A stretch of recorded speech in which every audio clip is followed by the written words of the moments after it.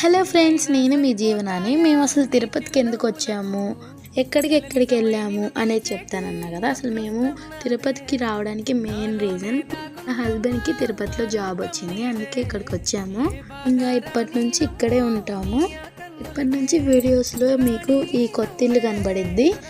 మేమైతే వచ్చేటప్పుడు అన్నీ తీసుకొచ్చేసుకున్నాము. మేము తిరుపతికి వచ్చేసరికి 2 అయిందని చెప్పాము కదా.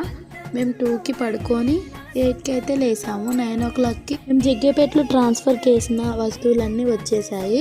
అవన్నీ కిందకి దించారు, వాళ్ళే వచ్చారు. వర్కర్స్ నీట్గా బెడ్ అరేంజ్ చేసి, ఫ్రిడ్జ్ అరేంజ్ చేసి, అన్నీ అరేంజ్ చేసి అయితే వెళ్ళారు. వాళ్ళు అవన్నీ అరేంజ్ చేస్తుంటే నేనైతే పాలు పొంగించుకున్నాను.